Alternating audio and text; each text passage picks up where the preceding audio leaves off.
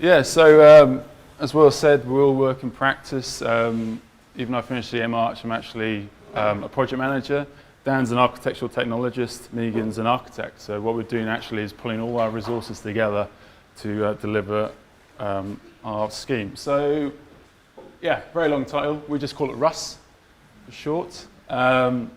Essentially, it's a co-housing organisation, non-profit, volunteer-led. It's a community land trust. So what we're going to be talking about tonight is, one, the model in which we try and operate in, and then our housing scheme, which has actually got planning in June, so it's going to be the London's largest co-housing scheme to date, 33 homes. And then we're going to talk about our smaller self-build community hub, and you guys can all come and get involved next year. So just laying out the scene, co-housing, what is that? It's essentially how you can create a community by building together, creating new relationships with neighbours. And it came out from the 60s back in Denmark. Literal translation was living communities. And then about 20 years later, this gentleman here, Walter Siegel, architect, pioneered a scheme in southeast London in Lewisham, where we are based as well. And he was all about bringing the potential of members of the public into designing their own homes. He gave a lecture in Reba, and actually it's really pertinent. It's all about there's so much ability and desire within the public to get engaged. So actually the agency of an architect is not just as a designer, but it's as an enabler as well. So our two pioneers, this gentleman on the right, Kareem Days, and his dad, Dave, were original tenants, self-builders of the Walters Way scheme about 30 years ago. So Kareem grew up there, helped his dad actually do a renovation a couple of years ago. So for him, he thought, actually, what can we do in order to change the makeup, the political scene? What can we do as actual communities in London? So he formed RUSS back in 2009. This is the project that Dave helped to build. This is one of their homes in Walters Way. They actually formed their own skills group as well. Most of these people were lay people, had no expertise in craft. Very few, I think there was only one or two architects in the group, but literally they built it all up from scratch. And today, most people made extensions to their homes. And it's all a very flexible system that Walter Siegel developed. Essentially, it's a timber and post assembly, so it allows a lot of flexibility and expansion. And you can see, actually, there's quite a few of these houses still in play. I think there are about 11 on this particular site. But you can see how you have your private residences, but then you have this municipal road that actually becomes part of the neighbourhood. This is always open every year, open house, you can go and visit it, but they routinely have barbecues, festivals, celebrations there. So it's actually starting to blur the lines between what's private and public. And I think from the original group, there's still about 4 people from that original group about 30 years ago who are on that site. And there's a level of customization which has been explored. So every house actually has its own individual character. So coming on to our group, we're using a slightly different model, because the issue of Walters Way is that most of them were held within private ownership. The land was given over to them by the council and they were funded, but a lot of it wasn't held in perpetuity. So the whole issue that we want to do is make sure actually these homes remain affordable. So Community Land Trust it's been pioneered elsewhere, particularly in the US. And it's all based around, the argument is not necessarily about the affordability of the homes, it's the land in which it sits under. So what we had back in 2009 with Kareem and his original cohorts is forming a group, finding the land, bidding for the land, showing that they're a real player on the scene. And then building up their profile from that point on. And this is not just for housing. CLTs can be used to also facilitate other social amenities. For instance, if you want to take over a local library or other assets as well. But this is a really powerful model. So effectively, you are a stewardship of the land. The notion of profit doesn't necessarily exist. There is social capital instead, so everything is reinvested into the scheme, and you are there to benefit the greater community. So whereas with a cooperative, their interest is with their members. Of us, it's our members and the wider community, our neighbours, etc.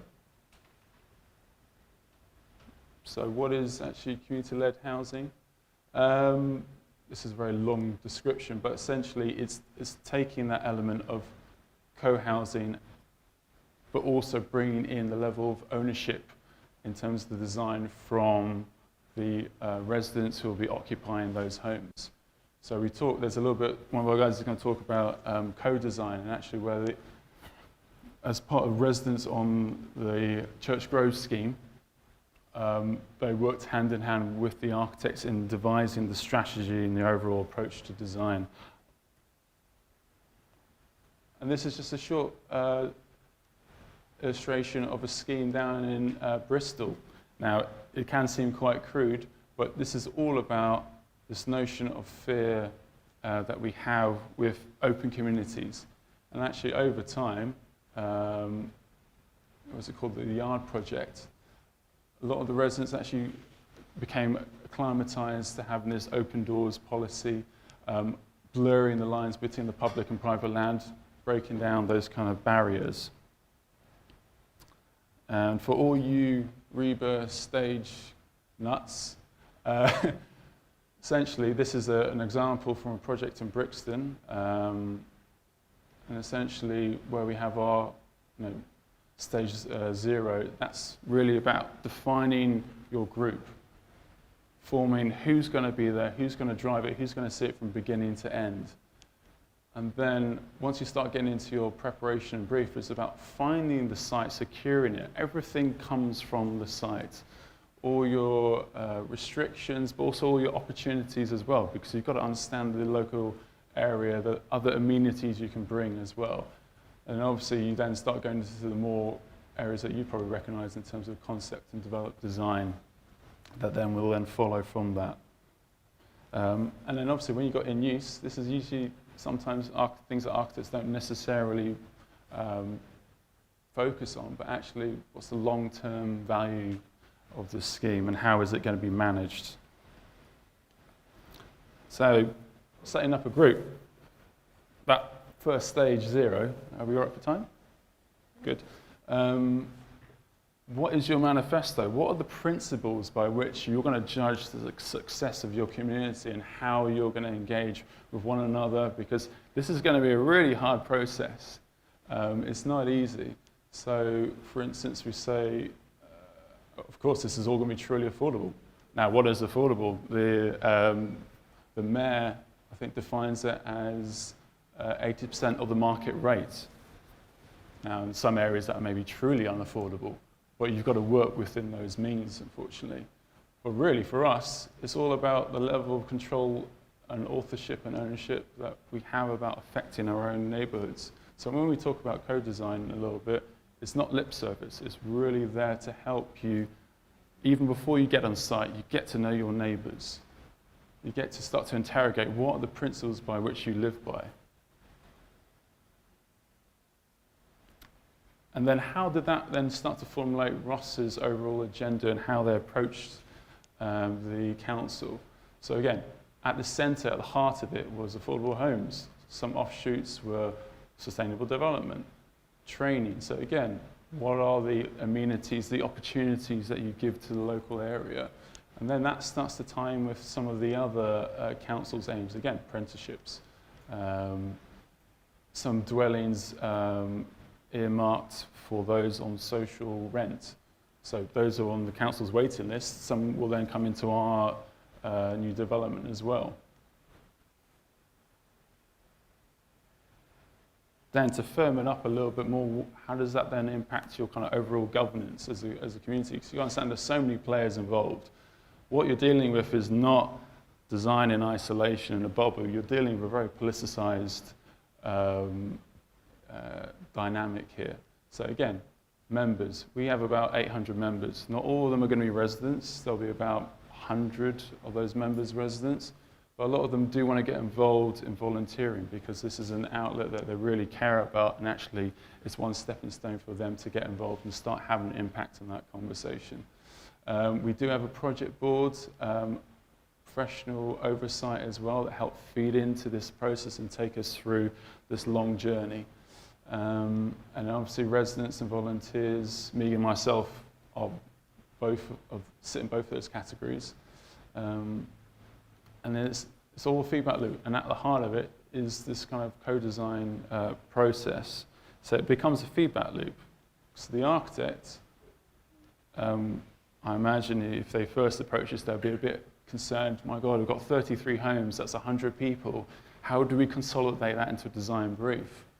And it was challenging, but I think it really did help them to kind of form the overall strategy. So we kind of condensed it down. What are our priorities? And we began to speak as kind of one voice that allowed the architect and all the other design disciplines to take on our issues.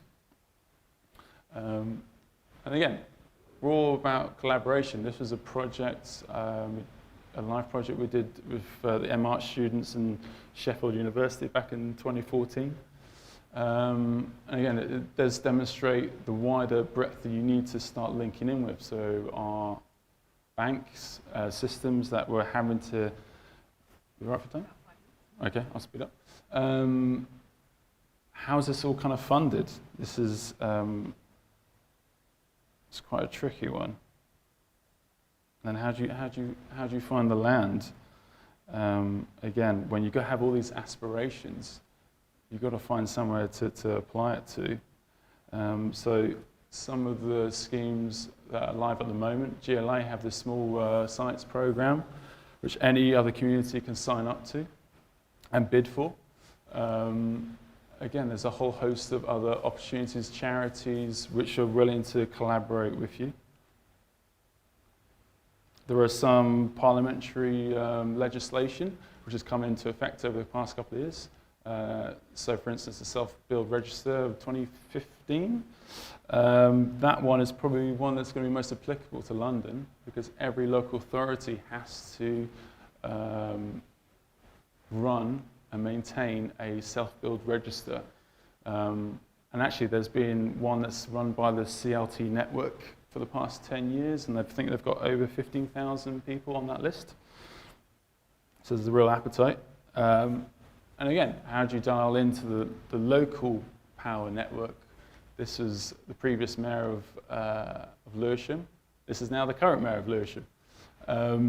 And again, they've been really great partners in realizing the legacy and the potential of the Walters Way and how that can kind of be upscaled very quickly.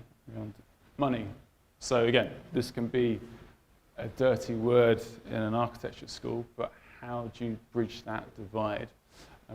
Just illustrates, I think, at one point how much we'd got through kind of loans and grants. And I think this pick-up point was in terms of jumping over from planning to development stage. And at one point we had this kind of significant gap of, what was it, about 800K. So we managed to bridge that divide. And again, thanks to the mayor of Lewisham and the GLA of recognizing the potential that this isn't just about delivering homes, it's actually the means and the mechanism of engaging the local community to help deliver it. So it's actually got much greater potential than just 33 homes. And very quickly, the tenancy. So I think we're all very keen about having mixed tenancy in any kind of major development across London. And the finance actually helps to tell that story. We couldn't actually deliver this just for affordable rent. We had to have a level of shared equity ownership in there, shared ownership to offset the costs for the affordable rent. We do have social rent properties as well for those on the council's waiting list. And what's really key when we talk about holding things in perpetuity is RUSS, as a trust, as an organisation, retain a 20% share in all the homes that are sold. So preventing people from flipping homes, but also having this level of guardianship over the whole scheme itself. So, onto the site. Right, so I'm going to talk through our housing project, the site and where we've got to with the design. So this is our site. It's in Ladywell in Lewisham. And there's a kind of a reason why, and Gordon hinted it in one of his slides before, why communities tend to get pieces of land basically essentially free from the council. We lobbied the council and we got this piece of land for £1 for a 250-year lease. But it comes with its problems. So this is on the site and looking up the road. So it kind of ticks every single box of a problem site. It's in a flood zone. It's adjacent to a conservation area. It's got very limited access down this very tight street. It's got protected trees. It's next to a river. It's on top of a public drinking aquifer. It's contaminated land, and it's an archaeological priority area. If you want a case 3 study, this is it. But you know, if it wasn't difficult, then probably a developer would have come and snapped this up from the council long before. So these kind of difficult small problem sites tend to be ones that are available to community groups. So just a bit of a timeline. Coming from 2009, it took us to 2012 to find this site. It's kind of a nice story. One of the architect's mother's house backed onto it, and she kind of looked over the back of her house and went, oh, there's a site there. Found it was from Lewisham, owned by Lewisham Council. So we spent from 2012 to 2015 lobbying Lewisham Council, convincing them that this was a good idea. They should give us land, give it back to the community, and we will build affordable housing for the community. Now this is a big risk. This is not something people have done in London. It gets done in Europe quite a lot, but not in the UK. And so we were seen as a really risky operation. And the council did something that made it very difficult for us. They made us go through an OJU process, which, if you know the word, it's basically government departments have a requirement to dispose of any land they've got to get best value for it. So they made us bid for this piece of land on the open market with other developers. So to do that, we actually had to do a design. What you see here is our OJU tender bid design. And to do the amount of work to go into this bid, we had to pay consultants. You know, a group of volunteers couldn't do this work. So it cost us a lot of time and money to get to this stage, and we were successful in 2015 as being the preferred bidder, but it took us, I think, almost £500,000 to get there. If you go to a council today and put the same proposition in front of them, because of all those kind of legislation that Gordon talked about, you're going to have a different conversation.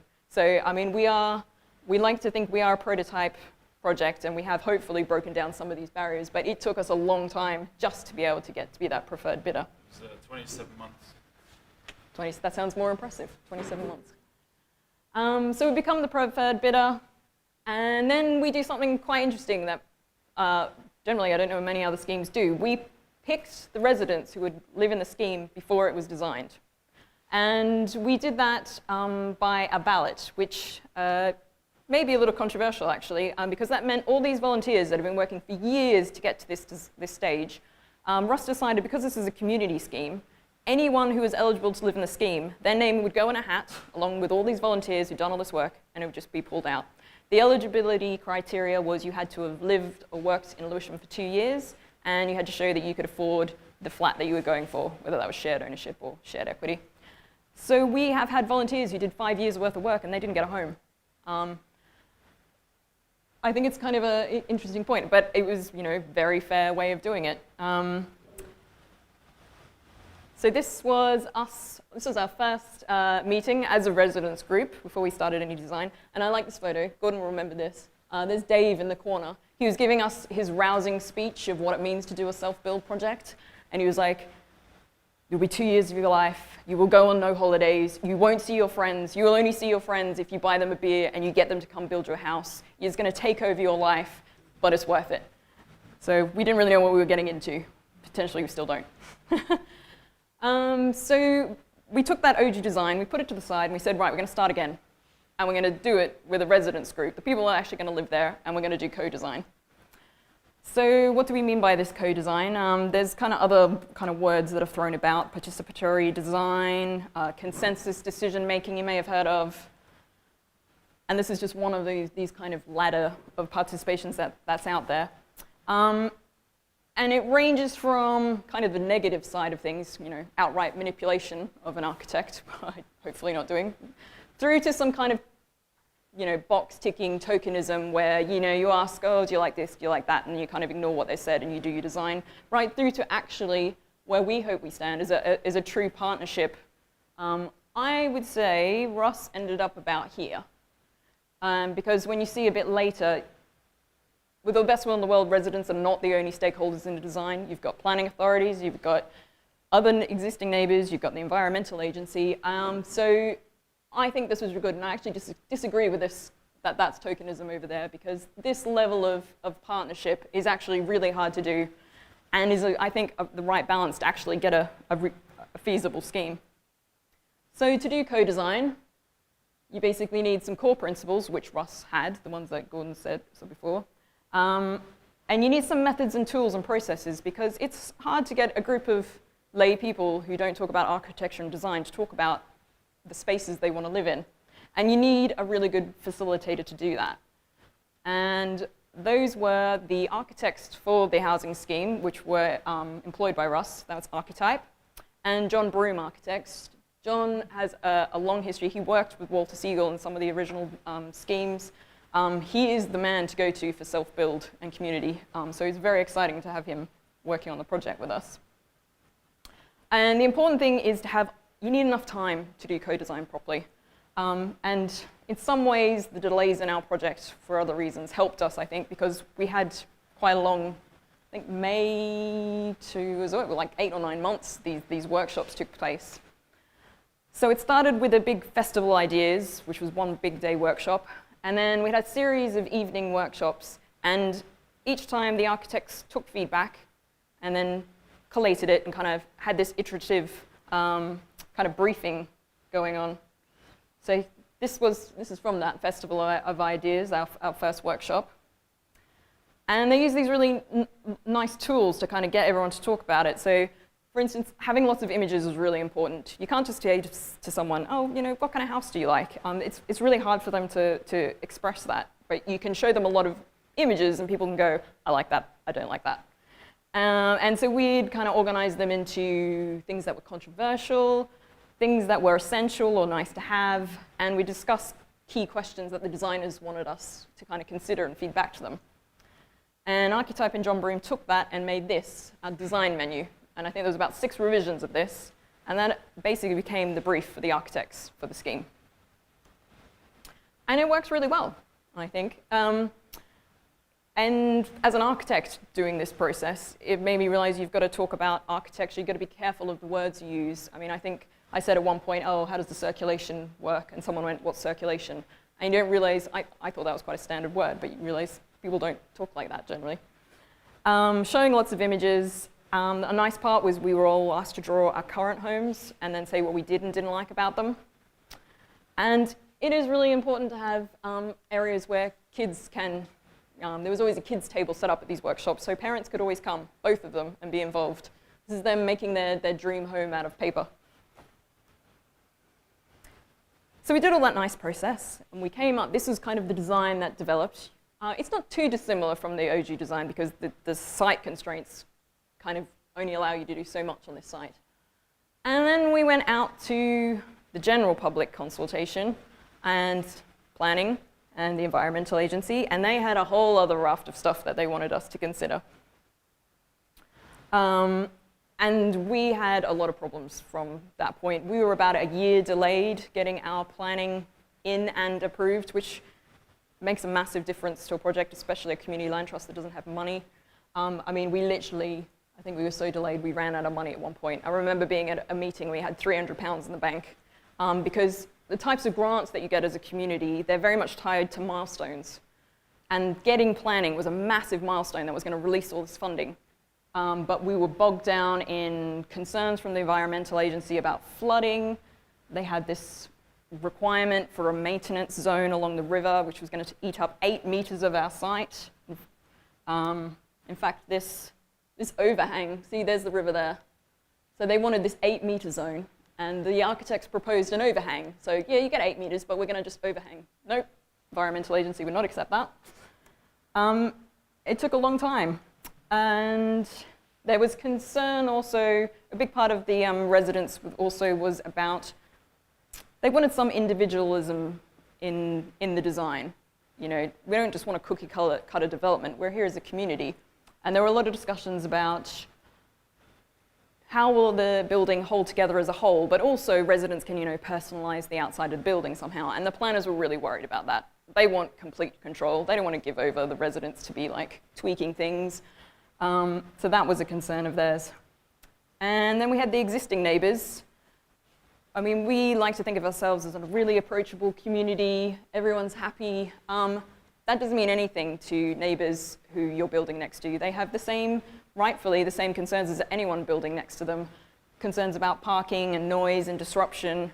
And we're still working on those relationships. Just because we're a community land trust doesn't mean everyone likes what we're doing. So here was the co-design. We were hoping to get planning in, I think, about June 2017. It took till October, and it took us till this year, June 2018, to get approved. And I've put a little star there, because we don't actually have the planning decision yet. We are still negotiating, if you've heard of the Community Infrastructure Levy and Section 106 agreements. These all sound very boring, but they're payments that a developer is usually asked for to, well, you're building a building here, okay, give us some money to the council to improve the local area or the local economy. Now, as a community land trust, we were like, well, by our very definition, we're improving the community. Surely we're not exempt from these things. And it's taken a long time to negotiate how much we will actually pay. Because these were big figures they were talking about that we couldn't afford. So this is the final scheme. This is what we ended up with. So it's 2 blocks. The council wanted us to kind of keep this open route through the middle, so there's this open decked area. And there's a lot of shared community space in this building. There's a communal kind of meeting area, there's a communal laundry, there is a guest room, which I love. Instead of having your mum and dad come on your couch, you can actually put them in a proper guest room. And as residents, future residents, we got to plan the internal layouts. The structural columns are minimized, so there's 2 orange, so that all the internal partitions are non-load bearing. So you can kind of move them around as you want. And we also had a ballot. The architects planned what all the 1-bedroom, 2-bedroom, 3-bedroom was in the development. And then we all got to vote on which flat we wanted. I think we had to give our top 3 choices, and they somehow shuffled them around, and no one had an argument. I know, but we put forward our own choice as well. Yes, that's true. We didn't like that design. We were the annoying architects who went, oh, can I design that, please? So we know who are we're already friends with all of our neighbors. We know who's upstairs and next to us, and it's a really nice feeling. So I thought these are just a few images of the development. Timber is kind of on the front, metal cladding to the back for ease of maintenance. And you get these really, one of the key things that came out of co-design was these generous balconies. They're access, but they're also deep in front of each resident's house to have a table and chairs. And so we don't have private balconies. And that was quite a key part of the social design of the space. This is the back from the river. I think it's optimistic, those ducks, but it's not that pretty. And there's those generous balconies. And then this is just a quick slide on what we ended up with the customization, which I think was a nice compromise. So the materials are all chosen by archetype, which is basically this timber cladding. But we have the opportunity to use different stains and different cutting and patterns and things to do a bit of personalization within that. So it's a bit of a compromise. And this just shows where we're going, hopefully. We will start main works in September next year. We will have a contractor to do, heavy foundations and things like that.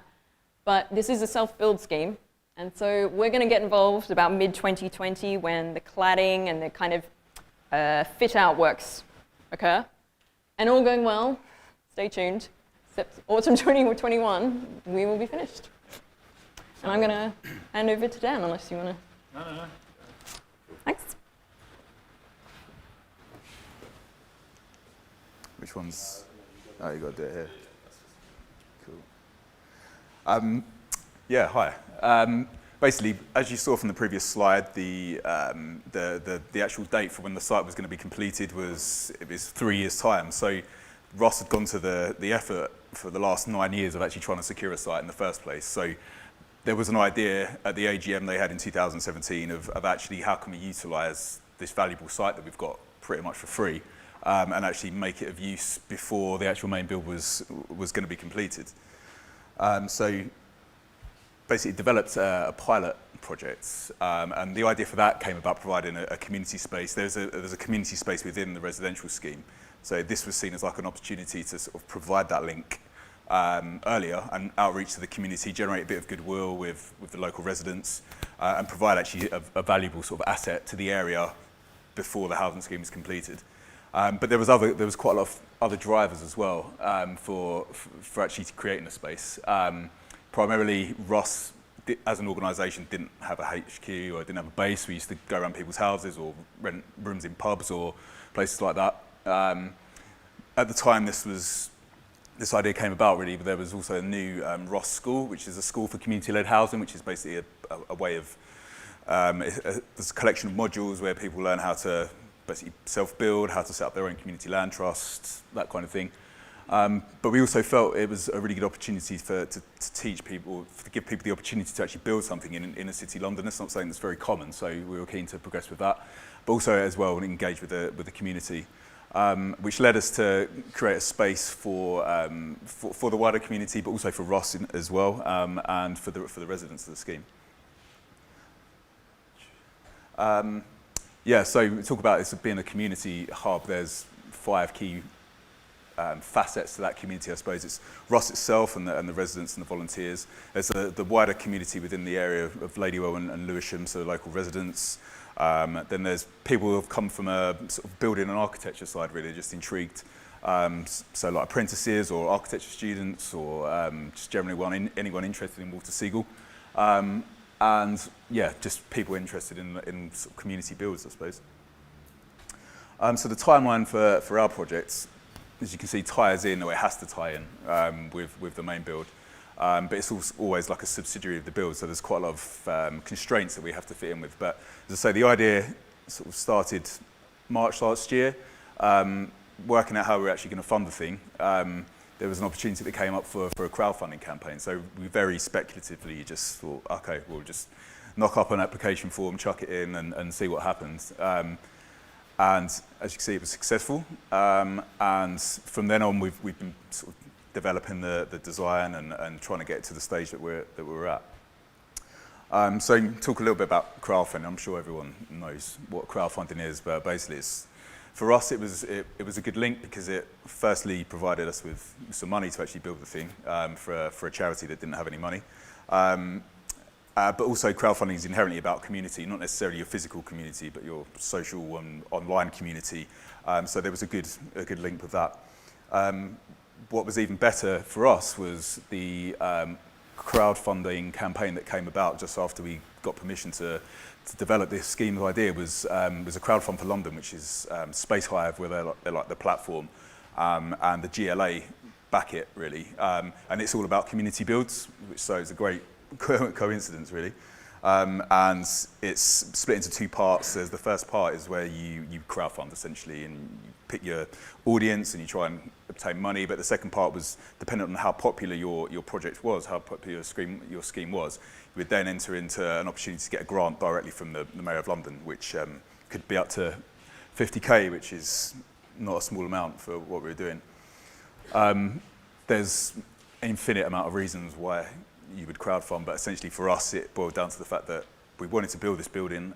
We didn't have any money, we had no source of getting money, and at the time it was, or currently it was mooted as a temporary sort of building, really, to accommodate RUSS. So where could we get actually grant funding for a temporary building from is not necessarily an easy thing. So crowdfunding seemed like a good opportunity to sort of reach out to people with like mind and try and accumulate enough money from a lot of smaller, a lot of people contributing a small amount of money.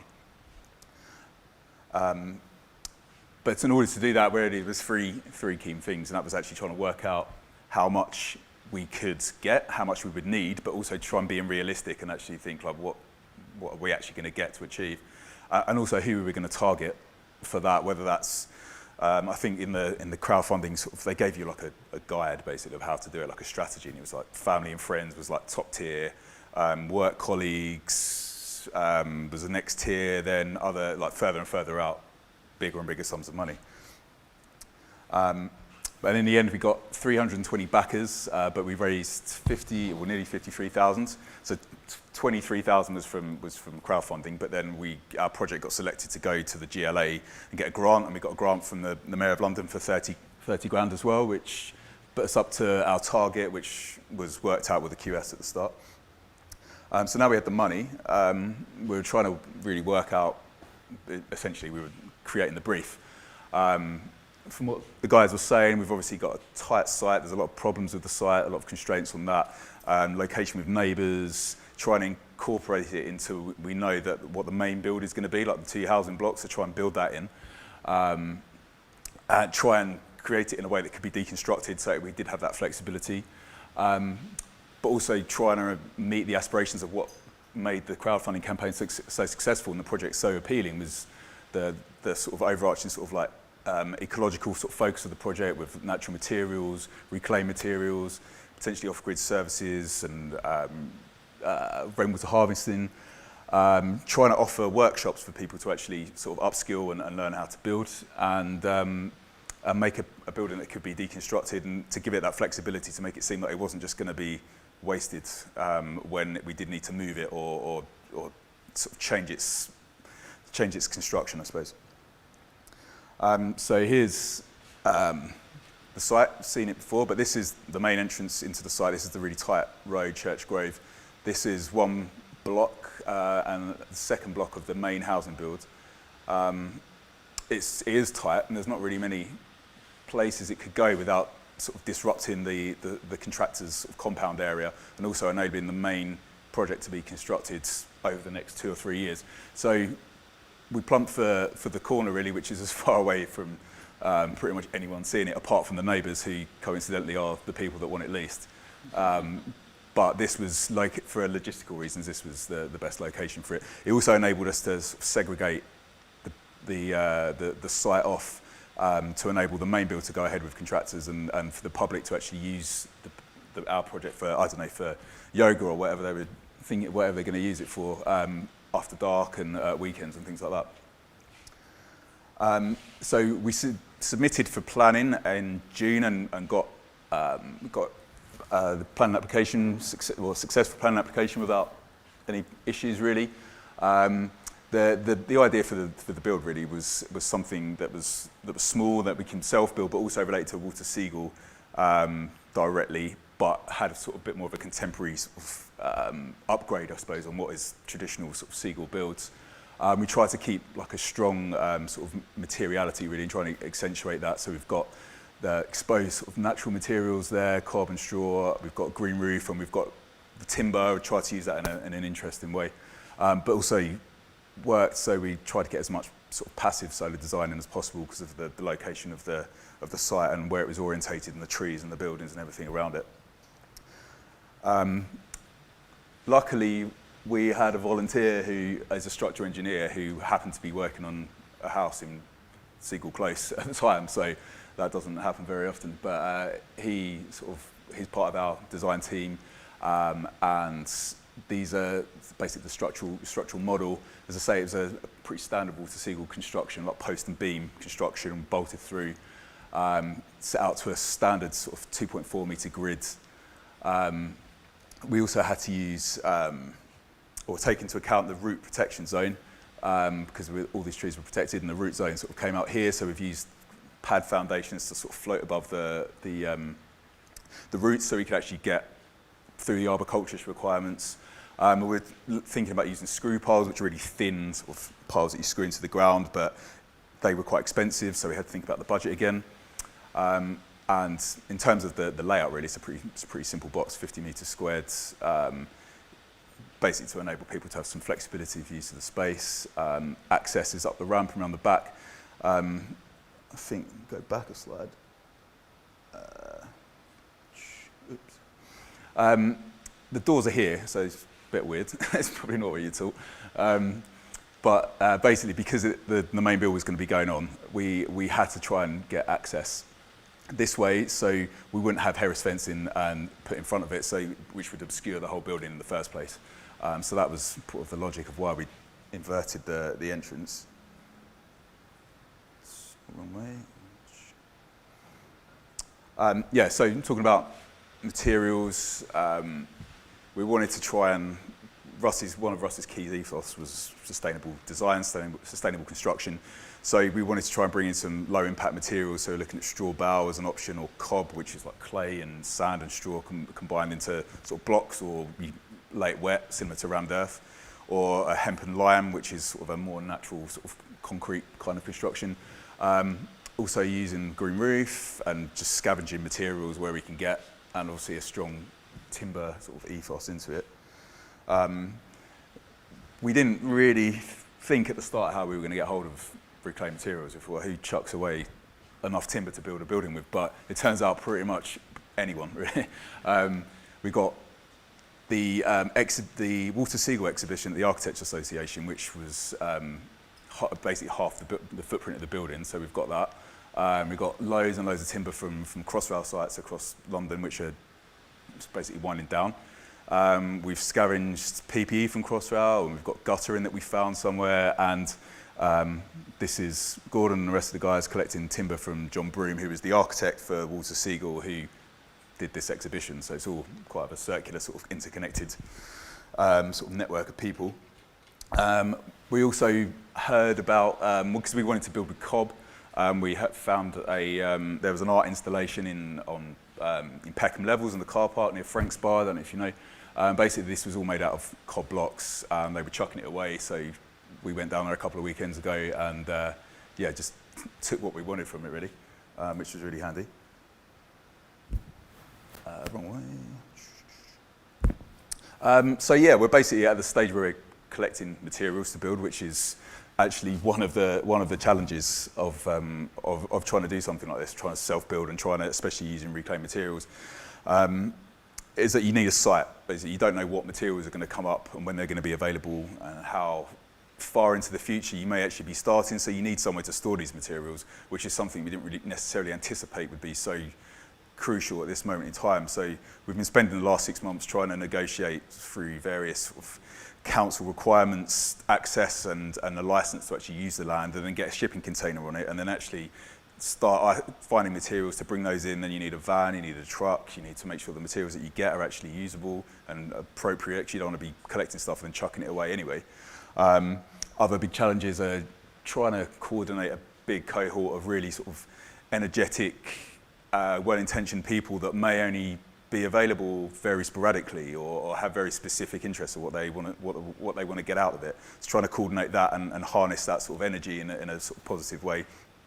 Things like logistics, like making sure everyone's got PPE and making sure everyone knows what to do and that there's space to make a cup of tea when you've been collecting materials or building all day, and also planning and eating lots of pizza. Just trying to get people who have got the skills who can offer something to get the project to start, but also people that are committed long enough that you can actually make this feasible. Because there's no way, even for a 50-metre square building, there's no way you could do it on your own. Like, you need a good support network and a good sort of community of people to do it.